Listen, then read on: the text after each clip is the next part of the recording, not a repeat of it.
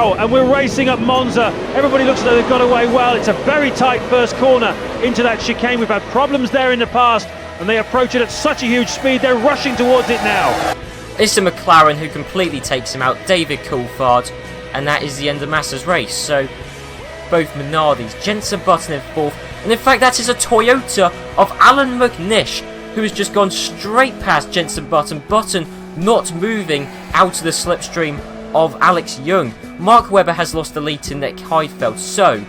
But Frentzen actually, wow, he really did exploit. I think his engine blew up, and yeah, he did exactly the same thing that Ralf Schumacher did in the Nürburgring. Hang on, that is whoa! Michael Schumacher, just like in Canada, has lost his front wing. Ridiculous. Trulli's still up behind McNish. Coulthard is now stuck in the train. Button is up behind Coulthard as well. So this is 5th to 2nd, all in one continuous train, and no overtakes being made. Coulthard's looking very good in 2nd place right now. Heidfeld leading it. There's no way Coulthard will catch up in a lap. He took 2nd in Monaco, but of course the track went to his advantage. But at Monza, the complete opposite, he's able to win the Italian Grand Prix. Well done to Nick Heidfeld there. David Coulthard will take 2nd. Trulli, I think, is held 3rd. Michael Schumacher, just a dreadful race. But in Italy, he is the Formula 1 2002 World Drivers' Champion.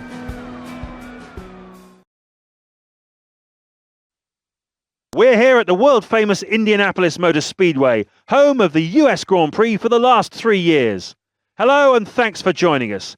Now in its 3rd year, the US Grand Prix continues to draw possibly the biggest crowd of all the races, and the enthusiasm and atmosphere is hard to resist. Using parts of the infamous oval, the circuit impresses with a unique mix of a tight and twisty infield section, married with the power-hungry straight along the pit lane. It's also as close to a home Grand Prix for Williams BMW's Juan Pablo Montoya as it gets, having raced in the US for 2 years previous to his arrival in Formula 1 last year. Right then guys, it's PSL here, and I'm here for part 16 in my Formula 1 2002 Reverse Grid Race series. Now, what is there to say? Well, first thing to say is where can we find him? Yes, Felipe Massa. Well, obviously, several videos ago, I put out the straw poll to you guys saying, shall I follow real life driver changes? And you guys were in favour of that. So, what happened in the real-life Italian Grand Prix was Massa got involved in some crash and then was given a one-race suspension for that. So, to replace Massa, Sauber got Heinz-Harald Frentzen, because obviously Frentzen was out of a drive for, because ever since Arrows went bust, Frentzen was without a drive, so Sauber got him in and was actually a pretty decent replacement by all accounts. So, Massa in this game is Frentzen. So, here's where it gets slightly complicated. Someone did mention this in a comment a while ago, but, so there's Frentzen in Massa's car. So, if Massa in the game, if he finishes in the points, they count as Frentzen's points. So, that's that. But obviously, with ours going bust, we got Frentzen down there. So, someone did pose the question, who's hypothetically driving for Frentzen? Or who's hypothetically driving in that Arrows? No one, because I'm not really imagining the Arrows to exist. I mean, there's no way Arrows are going to score points in this race, not starting at the back. So who's driving Frentzen's car? Technically Frentzen is. I mean, look, I won't look too much into it. To be honest, when I put up the straw poll asking you for driver changes, I didn't actually foresee the dilemma of what would happen to Frentzen. But, okay, Frentzen's driving the Arrows, but Arrows aren't going to score points. As far as I'm concerned, Arrows aren't in this race. So, if Massa in the game scores points, they get counted as Frentzen's points, and I will be calling Massa for this race only Heinz-Harald Frentzen, because that's what happened in real life. So, that is confusing, I will be honest. It's more confusing than I had anticipated, because I did forget about that scenario. But, well, you guys wanted the driver changes, and there you go. So, that's the sticks. Not really a lot else to say, really. Alex Young once again starting at the front, but with Mika Salo in second. I mean, Mika Salo was out-qualified by Mark Webber, so we've seen in the previous races that the Minardis just get off to a slower start than everyone else. So with Salo starting alongside Alex Young, it means that Mika Salo could take an early lead in this Grand Prix. And then, not really much else to say. Sato and Button just on the edge of the point. So is Irvine. Both Saubers aren't too far down. And then, yeah, it's just the McLarens, Williams and Ferraris. Ferrari have already won the Constructors' Championship. They won that in Belgium. And Michael Schumacher won the Drivers' Championship at the previous race. So there's not really a lot to go for, for Ferrari, really. Every other team has got something to fight for. Ferrari don't really. But yeah, moving back up to the front with Alex Young. So I hope you understand the situation with Frentzen. A little confusing, I know. But yeah, it's on to the American Grand Prix. It's Sunday afternoon and you're joining us for round 16 of the 2002 FIA Formula One World Championship, the US Grand Prix at Indianapolis. Mika Häkkinen scored only his second win of the season at last year's event, and it would be his last for a while after announcing his sabbatical from the sport in 2002. Michael Schumacher came second for Ferrari, and David Coulthard followed him home in third. Jarno Trulli was eventually classified fourth, but on the day was excluded from the race for a rules infringement, which was later overturned by the FIA Court of Appeal. So Eddie Irvine was classified fifth for Jaguar Cosworth, and Nick Heidfeld picked up yet another point for the surprise team of the season, Sauber Petronas, who had now consolidated their fourth place in the Constructors' Championship behind the top three.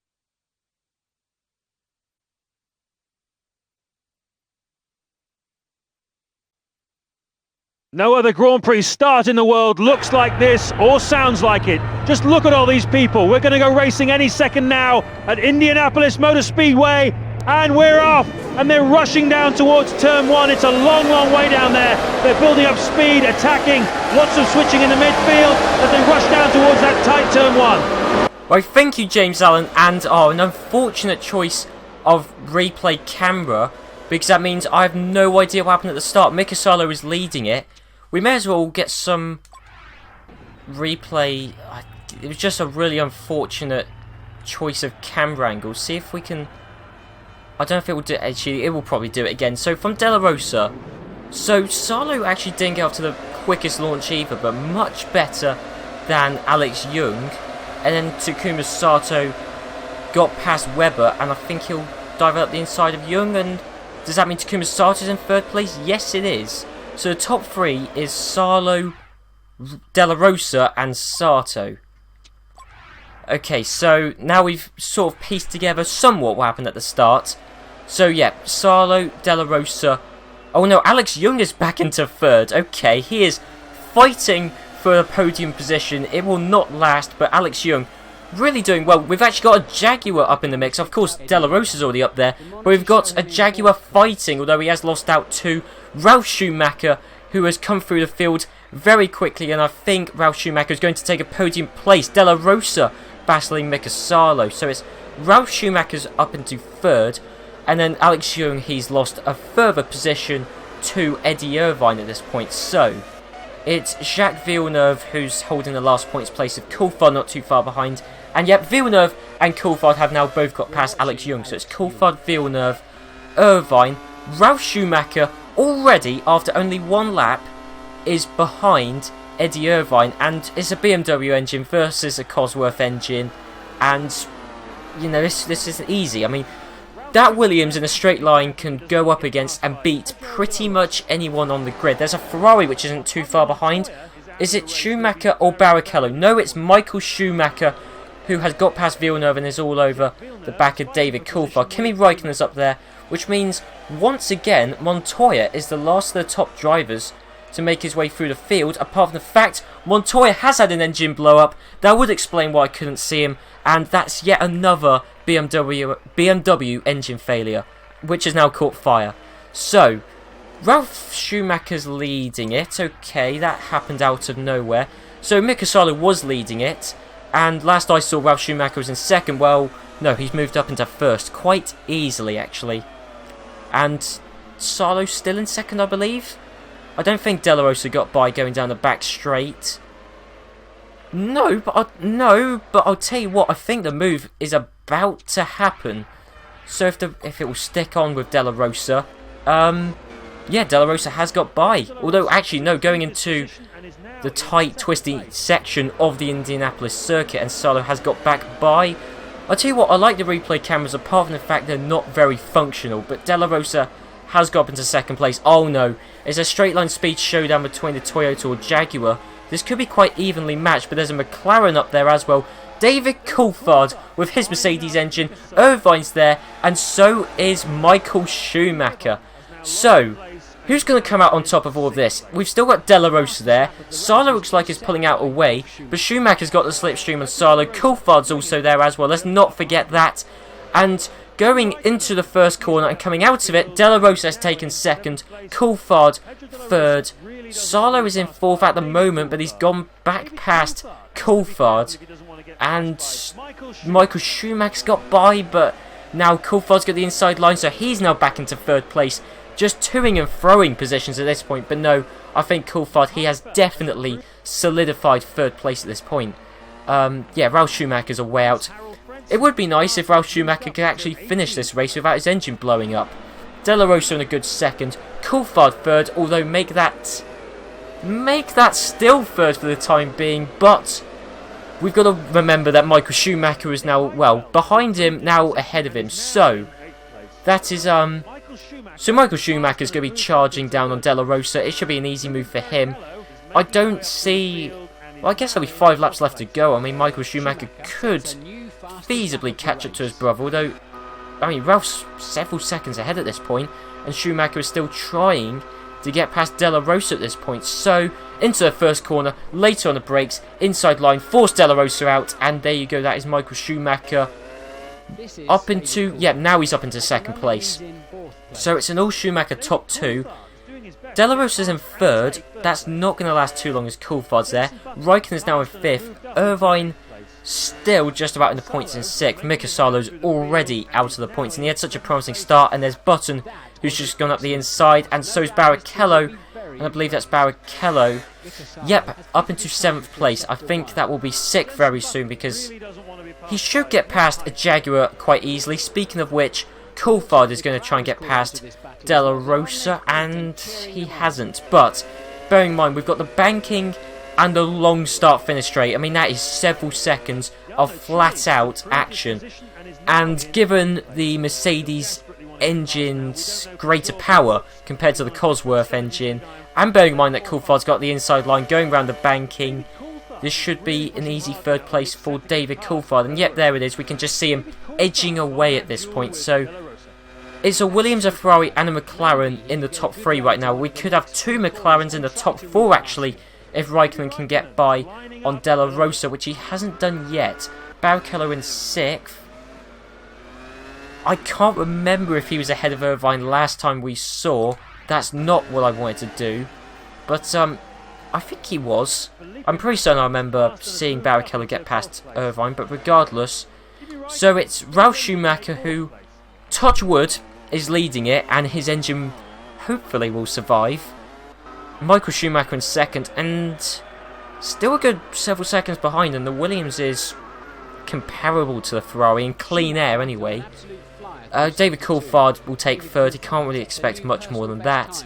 De La Rosa in 4th, probably be 6th in a few seconds because he's got Barrichello to his right, Raikkonen's directly behind him more to his left, and yep, that's De La Rosa who has let, well I say let, but Barrichello has got by quite easily. So now, I think it'll be a matter of time before Raikkonen gets by, maybe not this lap, maybe the next lap, but you can't really see what's happened, but no, De La Rosa is in 5th place. Although, well, he's got the inside line for the next corner, so I think he will be able to defend it, although he dropped back a lot there. Don't know what that was all about. Kimi Raikkonen has set a personal best lap, but it's like De La Rosa got no drive out of the corner. It's like, let's think about this, 2002, maybe he had too much traction control enabled, which stopped him getting a good drive out of the corner. Possibly, it might have had too high of a traction control setting. I don't know. It's almost what it seemed like. He just didn't go anywhere. So it's Raikkonen 5th, Barrichello 4th, although he's not too far behind Coulthard. Schumacher's guaranteed to get 2nd, and yeah, I mean, Michael Schumacher, Ralf Schumacher, I would like to know the difference in lap times between those two, but I don't think we are going to find out. Barrichello now really close to Coulthard, but you won't be able to make the move yet. But there's 2 laps left to go where he could make the move. But, yes, he's all just building the pressure, getting ever closer, and then just waiting for an opportunity to get by. De La Rosa is in 6th, but he's got both Renaults who are battling out between them. What they need to do is to stop battling, so then they can catch up to the Jaguar and get by. Heifeld, the star of the show from Italy, the race winner, he's down in 9th with Irvine 10th. Speaking of which, there is, as the game calls, Massa, but Heinz-Harald Frentzen is in 12th, so in the race not doing quite as well as his teammate, or temporary teammate.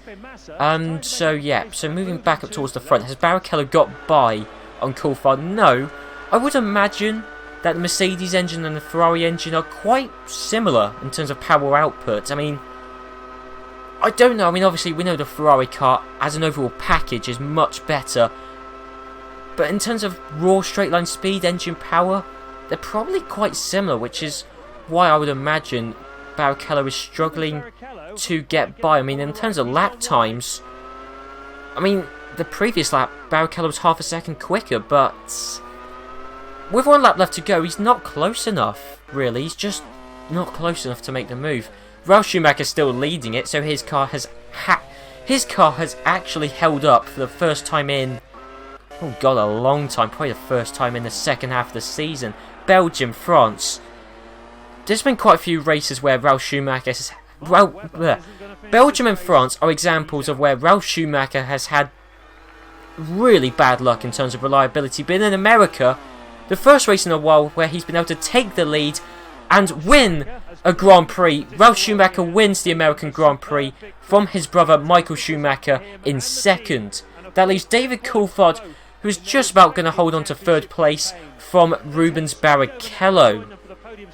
So then behind is Kimi Räikkönen, who took a quite lonely 5th, and De La Rosa, who, going across the start-finish line, will just about hold off from both Renaults. Yet Button just beating his teammate, but crucially couldn't break into the points.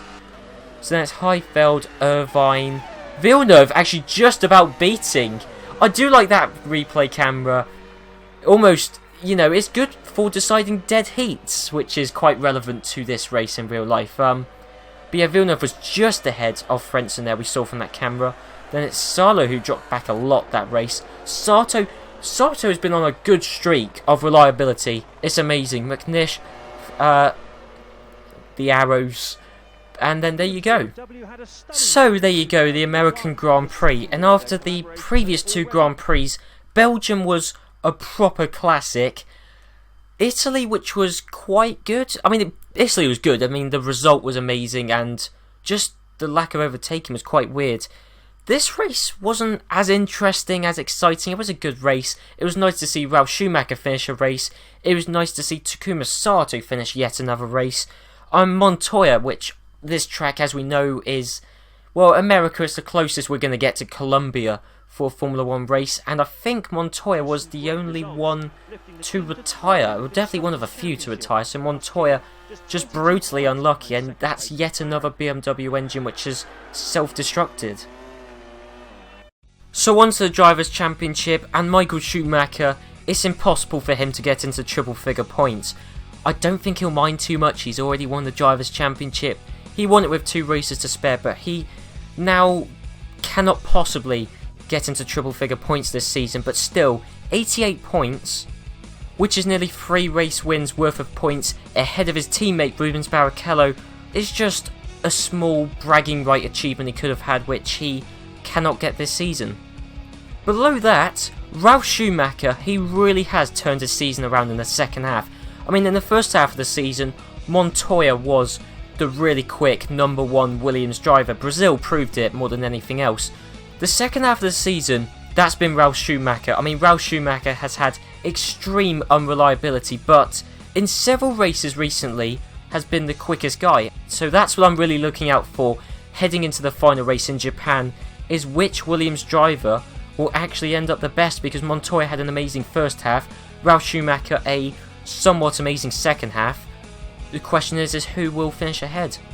And also what that means is De La Rosa has actually now lost 4th place in the Drivers' Championship to Ralf Schumacher, which is gutting, but still, Pedro De La Rosa in the Jaguar to finish 5th, that is really, really impressive.